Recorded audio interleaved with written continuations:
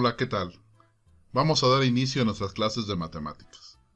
¿Te imaginas tú todo lo que es el universo? Muchas veces nos podemos hacer idea de lo que es el universo en relación a mirar al cielo estrellado e imaginarnos toda su grandiosidad. Cuando hemos acudido a esa estación del metro La Raza y un túnel de la ciencia y tenemos esta imagen, dice la estructura del universo.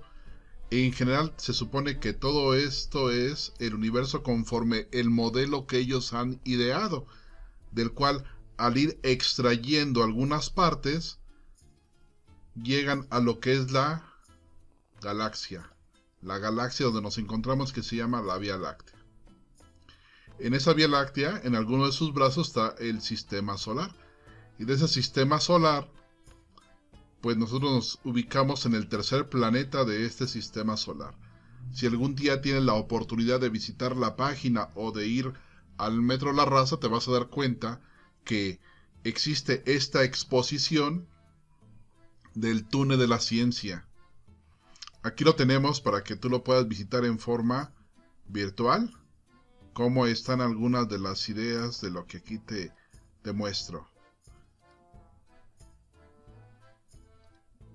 Te dejo en la presentación el sitio donde puedes acceder a esta exposición.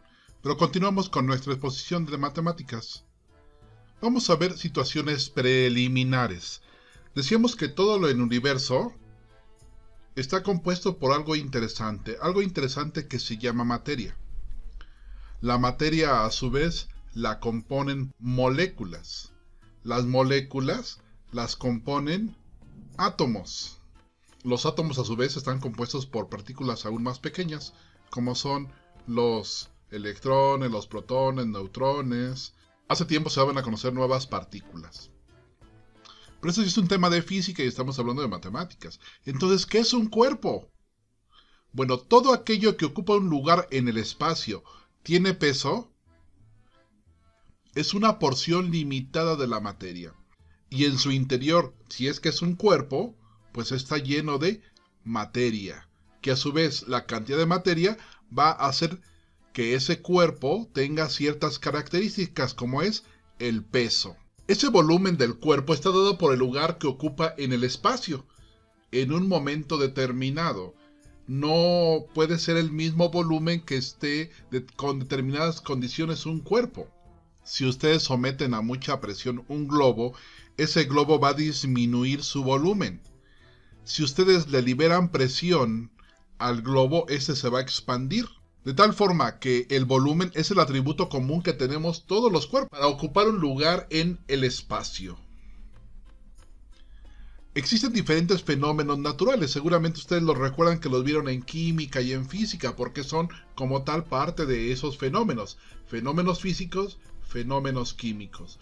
Estos fenómenos naturales son simplemente cambios o transformaciones que sufren los cuerpos. La superficie es aquel límite que separa un cuerpo de otro. Tengo una mano, tengo otra mano, y la superficie es lo que los separa uno del otro. Por lo tanto, también vamos a considerar que es un atributo común a todos los cuerpos, de tener cierto límite que los separa de los demás. Un punto, aquí lo puedo poner con mi ratoncito, un punto arriba de la I, observen. Ese es un punto, es simplemente una posición en el espacio. El punto carece de volumen. Al carecer de volumen, ese punto nomás nos da una idea de en qué posición de un plano se encuentra dicho punto. Muy bien, pues ahora hablemos sobre esos puntos de los que yo estaba mencionando. Si aquí dibujo un punto, aquí dibujo otro punto, ¿qué está ocurriendo? Pues estoy dibujando una línea recta. Una línea recta no es otra cosa que la sucesión de puntos. Esos puntos pudieron haber no estado en ese orden. Vamos a ponerlos ahora en un plano cartesiano. Con un eje de las X, con otro eje de la Y. Supongan ustedes que dibujamos un punto en este cuadrante y otro punto en este cuadrante. Y yo digo quiero ir de un punto a otro. ¿Cómo lo voy a hacer? Puedo hacerlo de 1000 caminos. Al final del día fui del punto A al punto B. Y esto es realmente lo que deseamos cuando hacemos la sucesión de puntos. La respuesta es que no. La forma más sencilla es la siguiente. Nos damos cuenta que la forma más sencilla de ir de un punto a otro punto es dibujando una línea recta. Había yo mencionado que la distancia más corta entre dos puntos era una línea recta, siendo una línea recta simplemente una sucesión de puntos.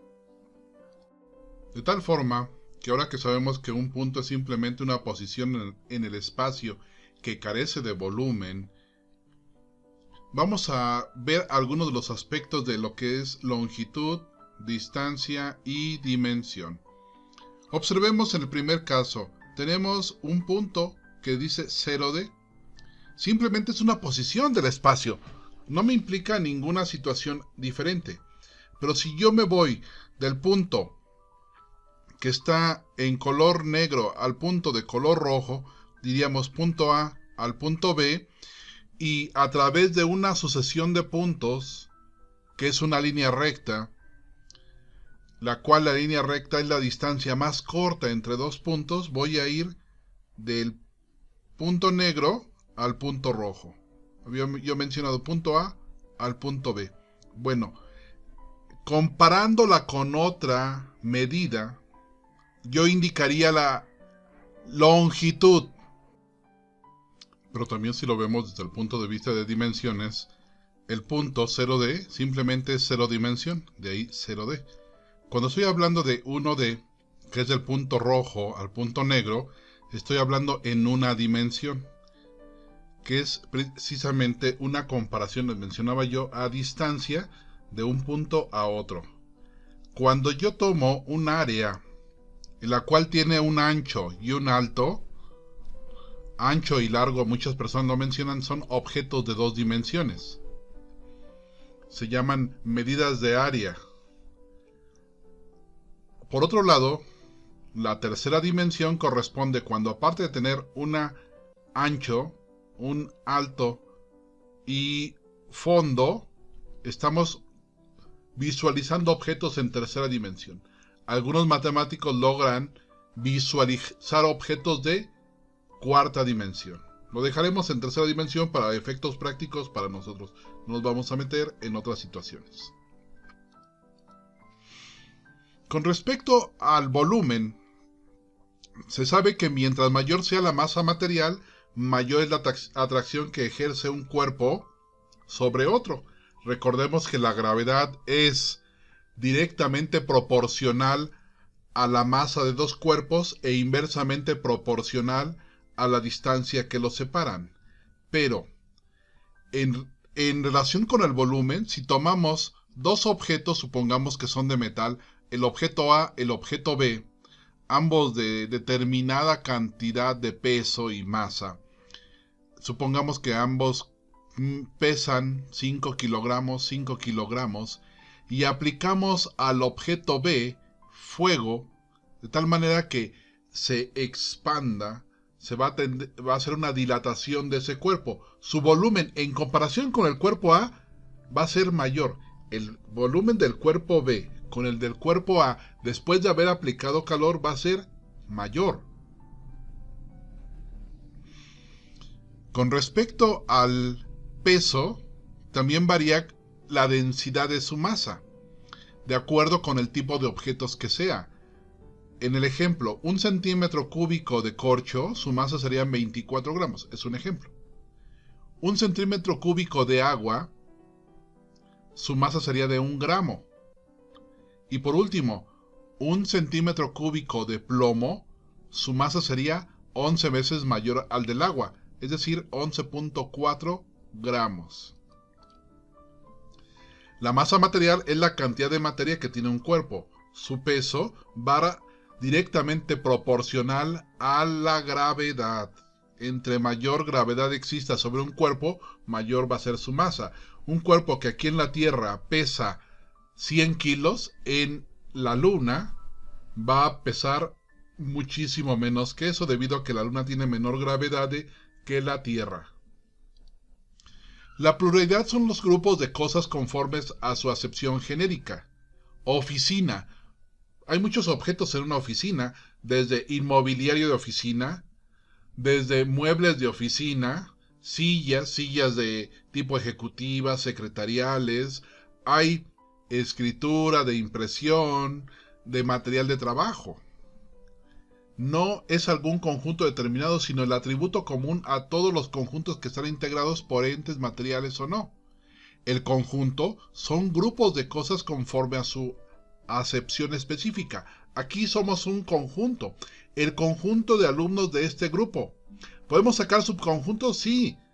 El conjunto de alumnos de este grupo del género femenino ya es un subconjunto. El conjunto de alumnos de este grupo del género masculino es otro subconjunto. ¿Qué es una abstracción? Bueno, ahí entramos en un proceso intelectual mediante el cual separamos en nuestra mente las cualidades particulares de varios objetos, para fijarnos exclusivamente en uno o en varios atributos comunes. Un concepto abstracto es aquel que da como resultado una abstracción.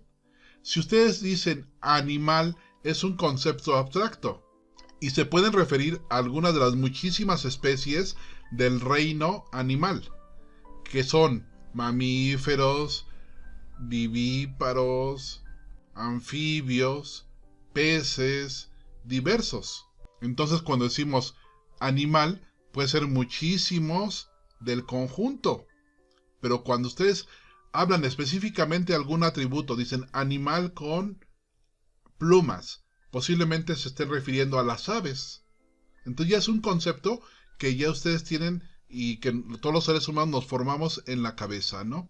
Las magnitudes es un concepto abstracto de volumen, superficie, longitud, masa, materia, peso, pluralidad, tiempo, temperatura, velocidad, fuerza y amplitud angular.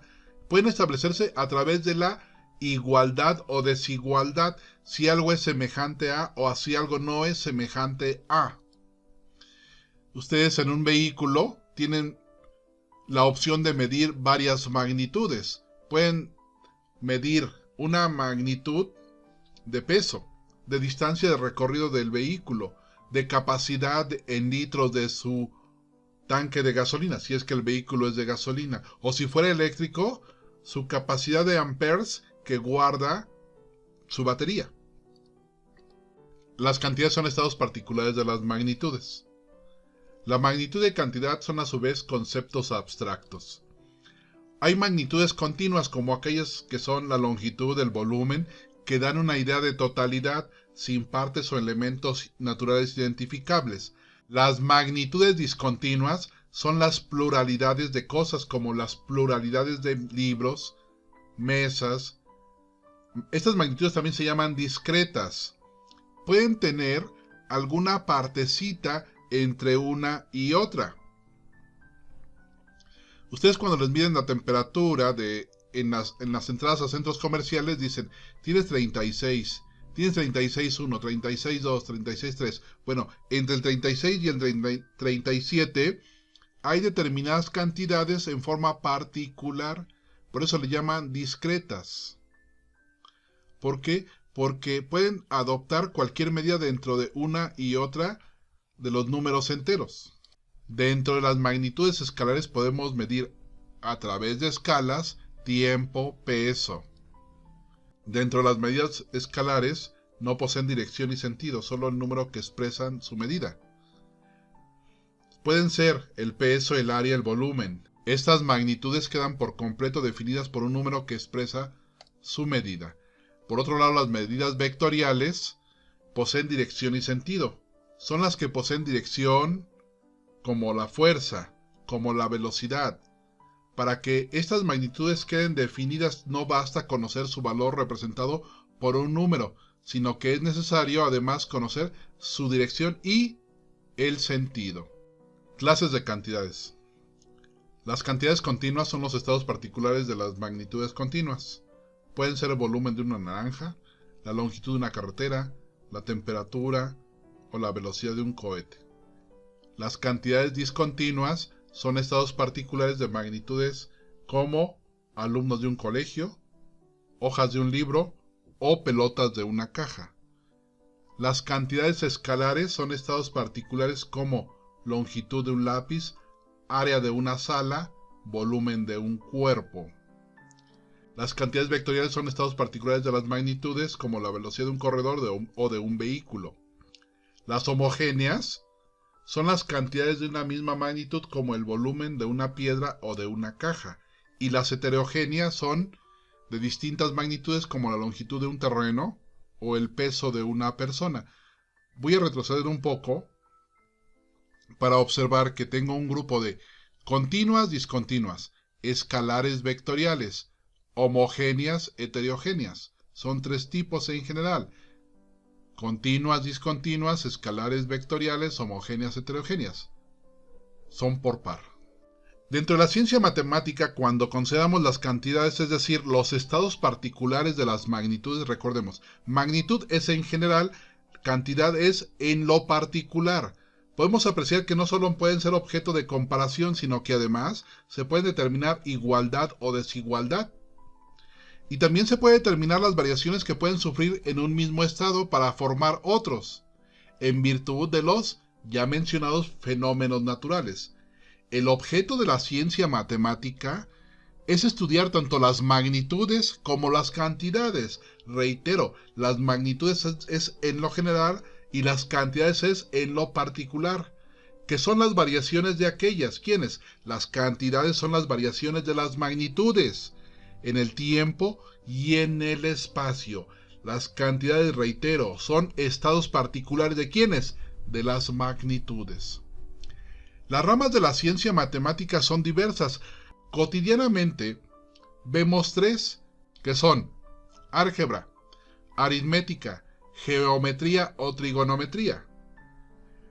En lo particular, considero que el álgebra es la forma más sencilla de aprender las matemáticas. ¿Por qué? Porque el álgebra nos permite expresar una cantidad lo más genéricamente posible. De ahí parte la aritmética del álgebra. La trigonometría y la geometría parten del álgebra. Quien conoce el álgebra, conoce las matemáticas, y las matemáticas son sencillas. La forma como se constituye la ciencia matemática son a través de conceptos intuitivos. Hay que distinguir entre objetos y sus relaciones, y asimismo propiedades de los objetos y sus relaciones. Son 2 cosas distintas: los objetos y sus relaciones, y por otro lado, propiedades de sus objetos y las relaciones. Dentro de los conceptos intuitivos, el objeto no tiene que ser necesariamente un ente material, como un libro, pero lo es también el objeto un espacio, un razonamiento, un punto geométrico, el espacio, la materia, la unidad, la pluralidad, la ordenación, la correspondencia, entre muchos otros. Existen, por lo tanto, conceptos de objeto tangibles y conceptos de objetos intangibles. Los intangibles, una matrícula. Ustedes tienen una matrícula de alumno, un crédito, un proyecto, una materia. Esos son objetos y son intangibles. Su mascota, su computadora, su libro, su pantalla de televisión, su escritorio, son objetos tangibles. Una persona, una pelota. Las definiciones expresan, por lo tanto, una noción completa mediante la enumeración de las nociones. Vamos a hacer una definición, entonces, ¿qué es lo que tengo que hacer? Enumerar la noción en forma simple, para expresar algo en general. Las propiedades enuncian la forma de las proposiciones lógicas, sean esas evidentes o no. Los postulados, a su vez, son ciertas propiedades fundamentales de carácter también intuitivo y, por lo tanto, de captación espontánea. Los postulados simplemente es una verdad intuitiva que tiene suficiente evidencia para ser aceptada como tal. Los teoremas son aquellas propiedades que han surgido a partir de un corto número de propiedades intuitivas. Los teoremas tienen un carácter eminentemente deductivo, requiriéndose este tipo de razonamiento lógico, como es la demostración, para que puedan ser aceptados con el carácter de verdades absolutas. Los teoremas es una verdad no evidente, pero que puede ser demostrable. ¿Qué es un lema? Pues simplemente es un teorema que debe anteponerse a otro por ser necesario para la demostración de este último. Y el corolario es una verdad que se deriva como consecuencia de un teorema. ¿Y qué es un recíproco? Bueno, el recíproco de un teorema es otro teorema cuya hipótesis es la tesis del primero, llamado teorema directo, y cuya tesis es la hipótesis del directo. ¿Qué es una hipótesis? Es un supuesto. La nota simplemente es una advertencia u observación sobre alguna situación matemática en particular, y los problemas es una cuestión práctica en la que hay que determinar cantidades desconocidas. Estas cantidades desconocidas también se les denominan incógnitas, por medio de sus relaciones con cantidades conocidas, llamados datos del problema. Si ustedes tienen el valor de A igual a 4, el valor de B igual a 5, y colocan A más B igual a C, ¿saben ustedes que es 4 más 5? Y ustedes desconocen el valor de C. Ese es una incógnita, el valor de C. ¿Cómo lo van a obtener el valor de C? Al sumar A más B igual a C. 4 más 5 igual a 9. Dentro de los conceptos que hemos visto, dentro de las propiedades, tenemos de captación espontánea. Los conceptos se les denomina conceptos intuitivos. Dentro de los conceptos de elaboración racional van a ser las definiciones. Las propiedades de captación espontánea serán los postulados, y las propiedades de elaboración racional van a ser simplemente los teoremas.